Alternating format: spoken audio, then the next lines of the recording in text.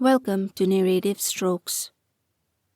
Okay, this is going to sound insane, but trust me, I'm not crazy.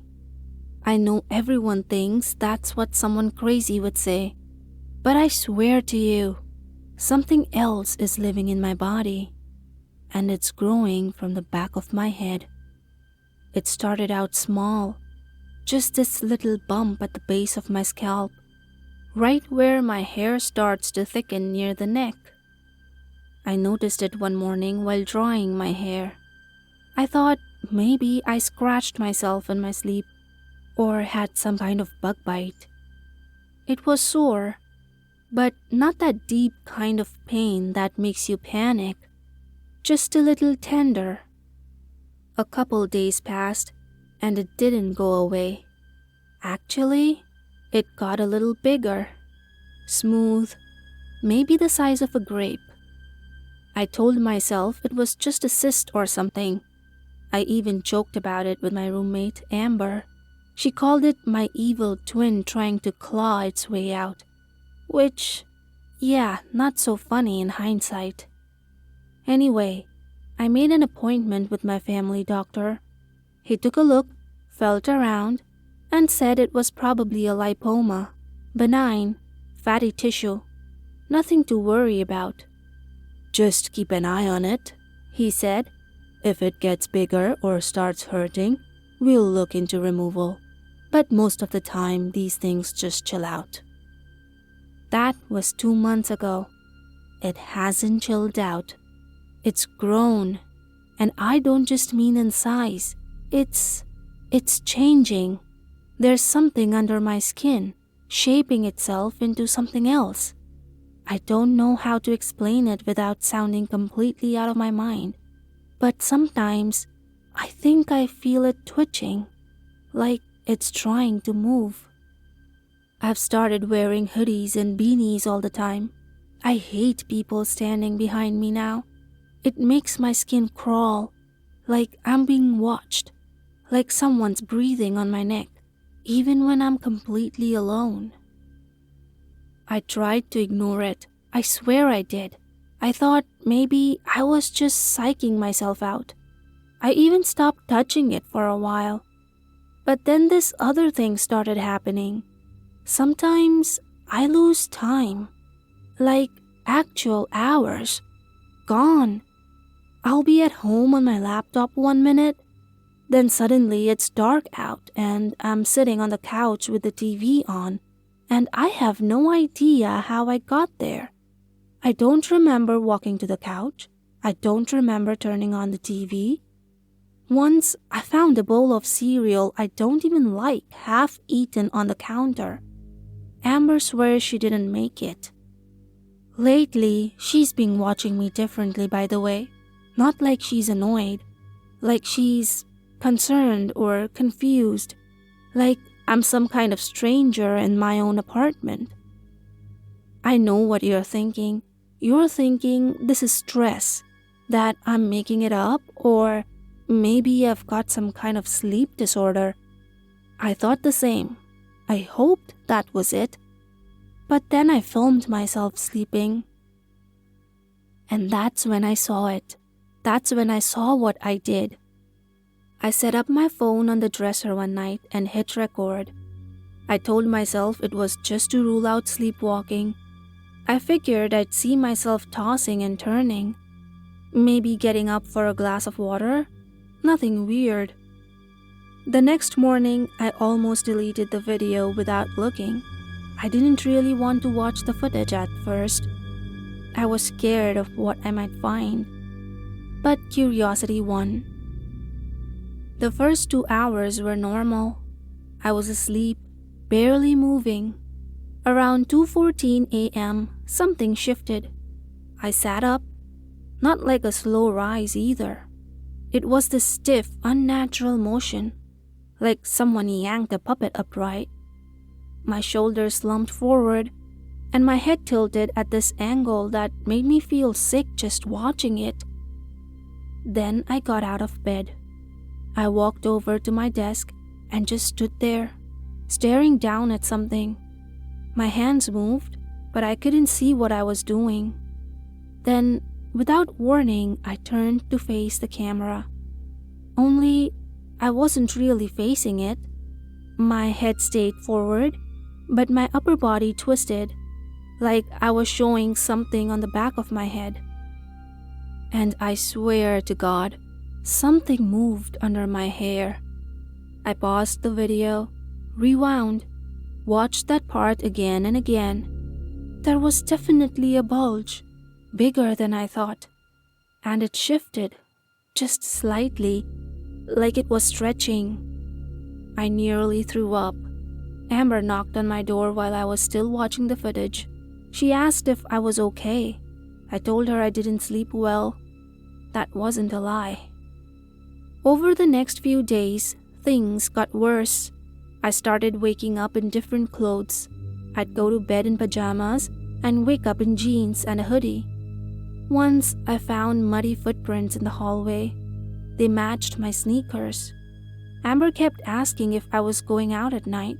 I kept lying, saying no, even though I knew the truth was probably worse. Then the email started. Amber called me into the living room one morning with this weird look on her face. She was holding her phone, scrolling through her inbox. "You emailed me at 3:12 a.m., she said. "Do you remember doing that?"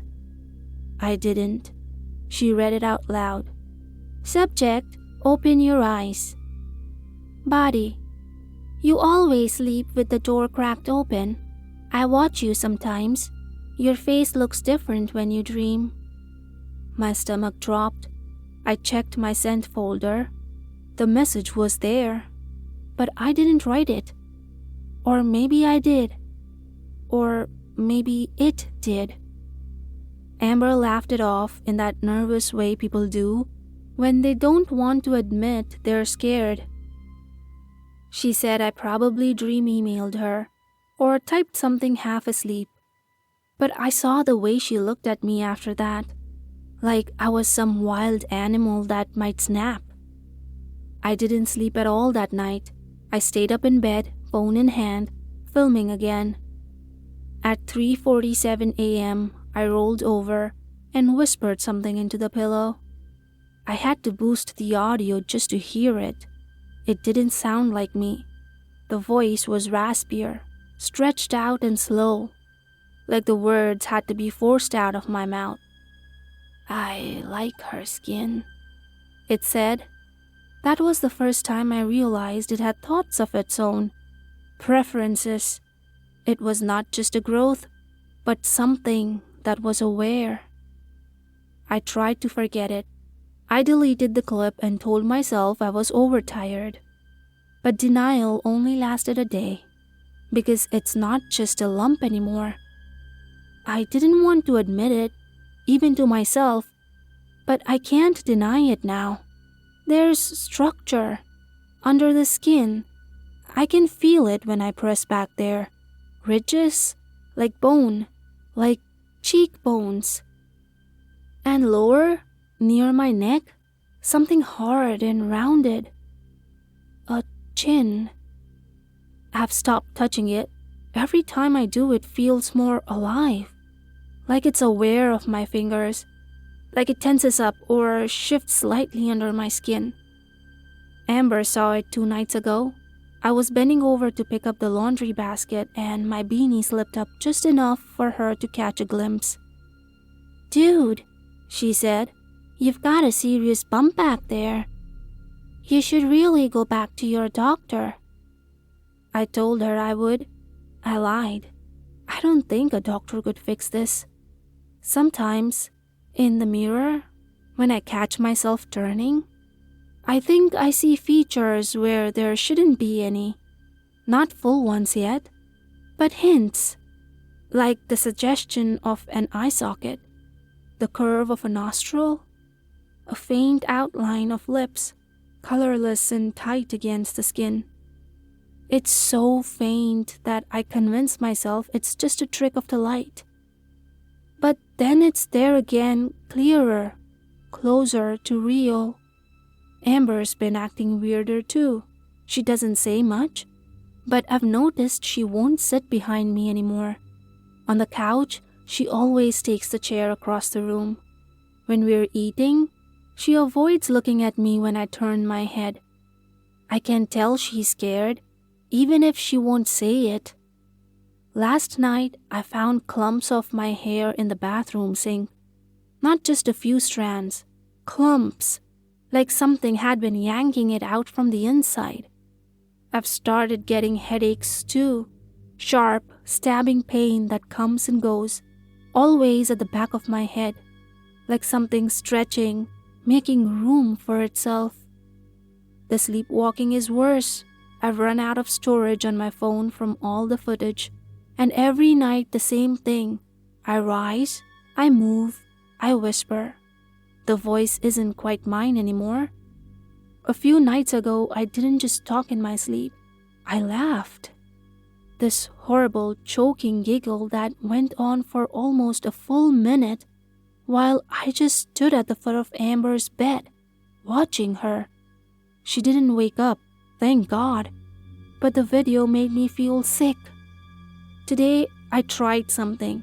I took my phone and held it above my head, trying to get a shot of the back of my skull, just to see, just to know for sure. It took a few tries. I had to angle it just right, and when I checked the last photo, there were eyes, small, lidless, pale, open, and they were looking right at me. I dropped the phone. I don't even remember hitting the floor.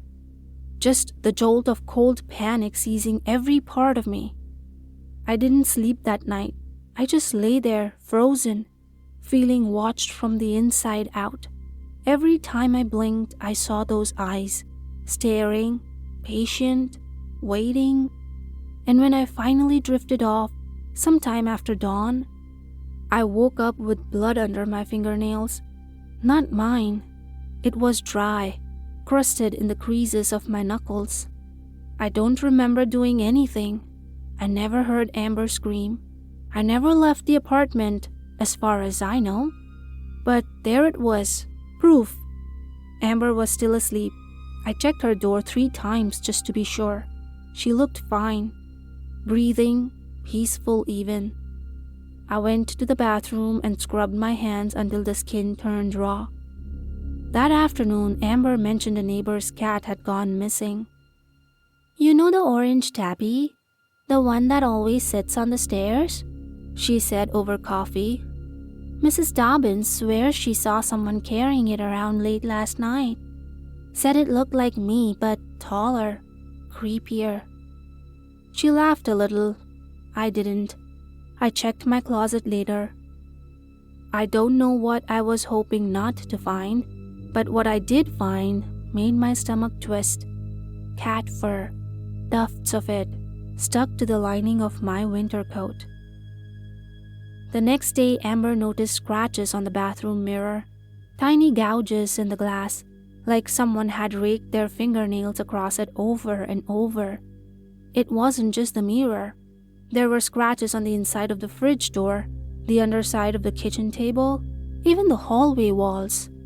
I started locking myself in my room at night. Didn't matter. The lock would be open in the morning, and sometimes the door would be cracked just wide enough that I could see Amber's bedroom light on. She started getting scared. Not openly, not at first, but she started staying out later. She'd say she was running errands or going to the gym, getting drinks with coworkers, but I knew what she was really doing.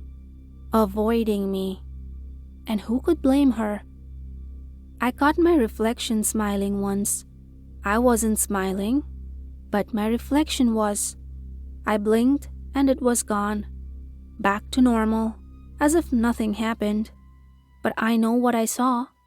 The mouth on the back of my head had been moving. Not the mouth I speak with, the other one. There are so many gaps in my memory. I don't remember writing the notes, but they were in my handwriting. Folded slips of paper I kept finding around the apartment, tucked into drawers, inside the fridge, One was even under my pillow. They all said the same thing. Let it speak.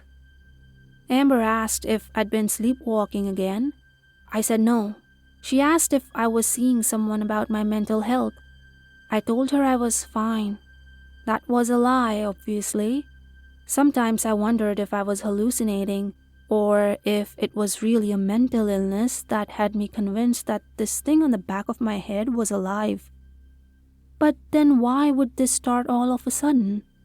It can't be just a coincidence that the occurrences and memory loss started right after the bump started growing, right? Anyway, let me tell you about the worst night so far. I woke up standing in front of Amber's bed. She was awake, staring at me with wide eyes. I was holding a pair of scissors. She looked scared, but didn't scream. She just said, "You were whispering something. I couldn't hear it all.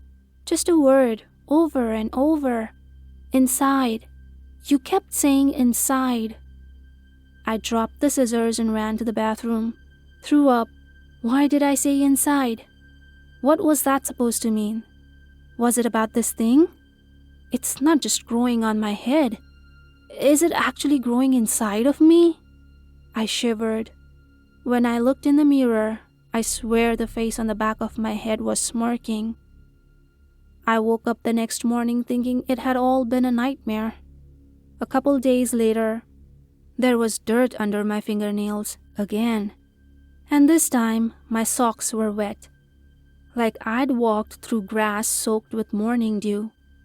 I checked the bottom of my slippers. Mud. Not dust from inside the apartment. This was fresh, dark soil, like the kind from the courtyard garden behind our building. I hadn't been out there in weeks. Later that afternoon, while checking the mail, I noticed a flyer taped to the lobby bulletin board.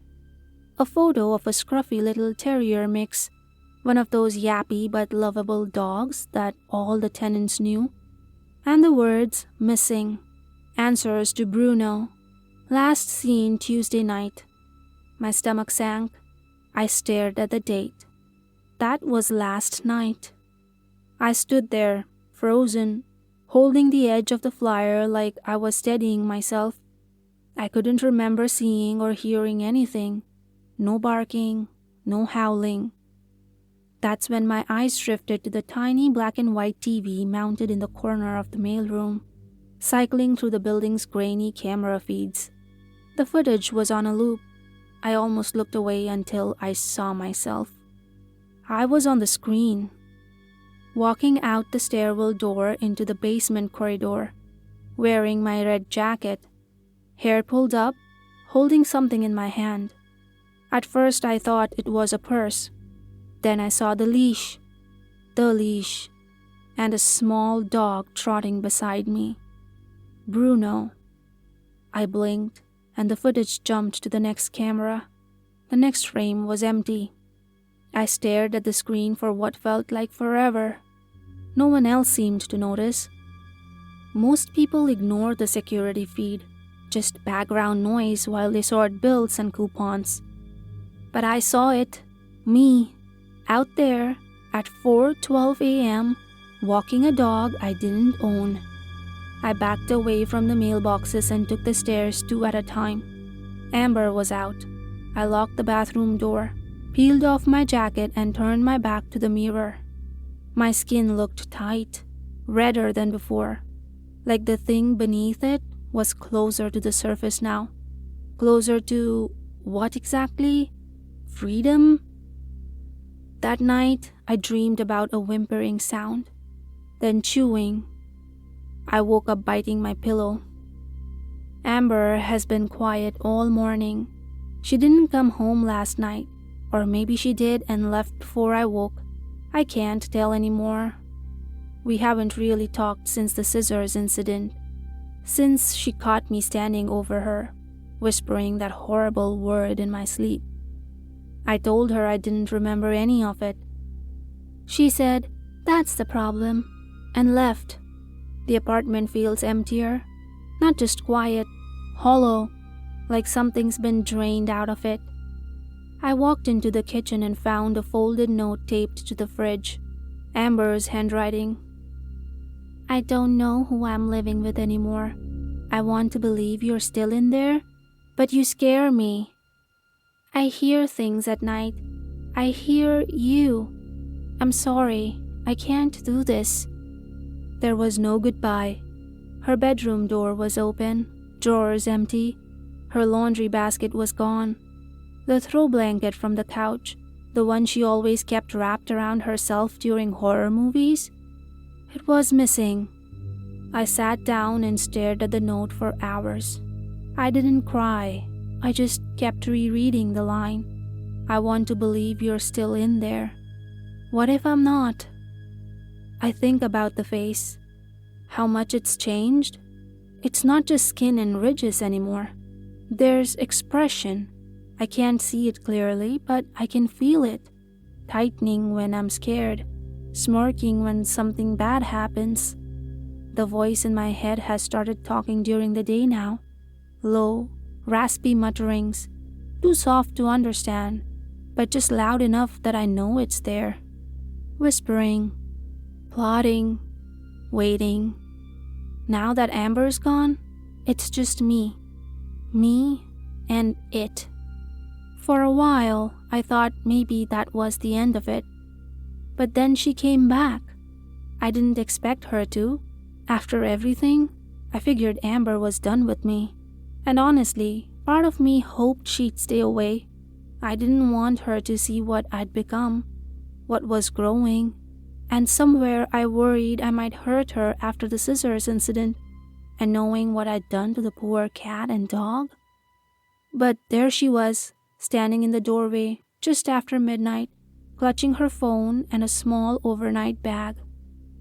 I forgot some things, she said, barely meeting my eyes. She walked straight to her old room, grabbed her laptop and a pair of shoes, then paused. Her gaze shifted to me. I was standing in the hallway, frozen. My skin felt electric. The thing on the back of my head was awake. Have you gotten help yet? She asked. I didn't answer. I don't know what's happening to you, she said softly. But you're not well. And whatever it is, it's getting worse. I can feel it. I wanted to scream. I know, I feel it too. But I couldn't. My mouth wouldn't open. I tried to move, tried to say anything, but my limbs didn't respond. I stood there, stiff as a mannequin. Then the lights flickered. Amber's expression changed. Slowly, horror crept across her face. You're smiling, she whispered. But not your mouth. She took a step forward, staring at something behind my shoulder. And then she saw it. The face. She gasped, stumbled backward and dropped her bag. What the hell is that? The paralysis broke like glass.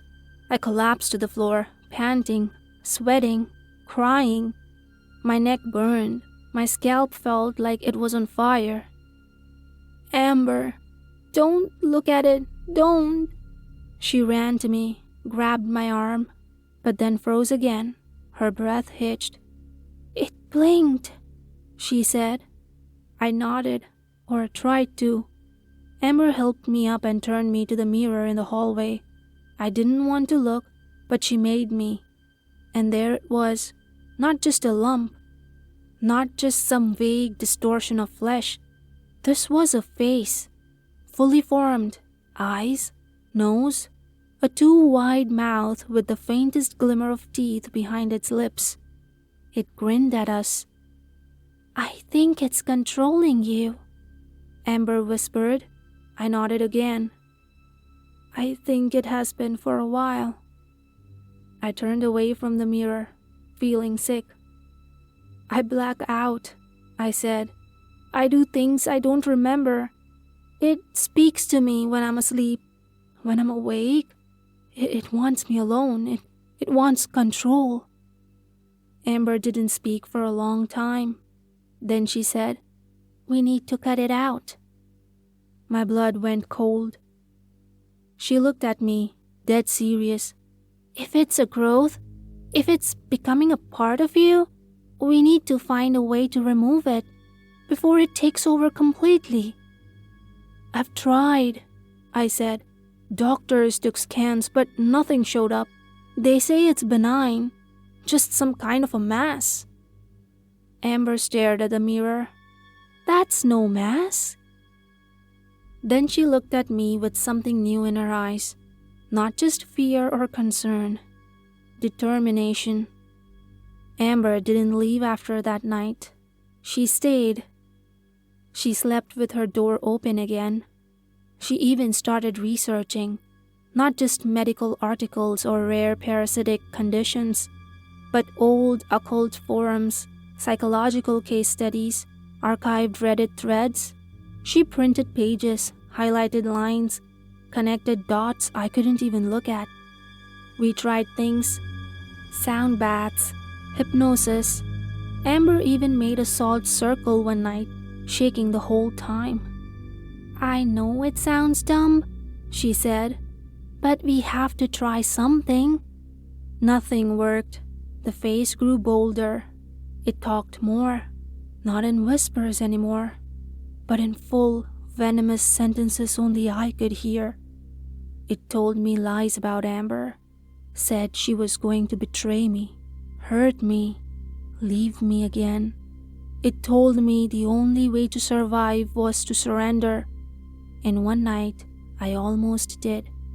I woke up on the edge of Amber's bed, a knife in my hand, her throat inches from me. She was sleeping peacefully, unaware. I dropped the knife and ran outside barefoot into the freezing rain. I stayed on the sidewalk until dawn, sobbing and punching the pavement. The face didn't speak to me for 3 days after that, like it was sulking or preparing. That was when I made my decision. I wrote the letter while Amber was at work. I kept it simple. "Thank you for everything, for believing me, for staying. I know now that it won't let me go, not without a price, but I can stop it from hurting you or anyone else. I'm not afraid anymore." I left it on her desk. Then I took the kitchen shears and a bottle of sleeping pills and locked myself in the bathroom. I didn't die. Not exactly. They said I was lucky that Amber got home just in time to call 911. But I knew better. When I woke up in the hospital, something was missing. Not pain. I still had plenty of that. Not memories, though some were blurry. It was the voice. Gone. No whispering, no muttering in my skull. Just silence. The surgeons removed a large portion of tissue from the back of my scalp. They said it was necrotic and unresponsive. They couldn't explain how something so complex in appearance had no neural activity. Almost like a mask of skin, they said. Dead, but still growing. It stopped growing after the surgery. They never found signs of cancer. No parasites, no tumors. Just a face that shouldn't have been there. Amber visited every day during my recovery. She brought books, puzzles, lemon muffins. She never asked about the night I left the note. She didn't have to. We both knew what I tried to do, and we both knew why. It's been 6 months. The scar itched for a while, but it's healing now. Some nights I wake up and check the mirror, just to be sure. And each time I do, I whisper, "I'm still here." Because I am, even if I'm not whole, even if something dark and cruel once lived inside me. I'm here, and I'm free. Thank you for listening to today's story. If you enjoyed it, then comment down below and let me know what you think. I'll see you next time with another story. Until then, keep smiling and don't forget to like and subscribe.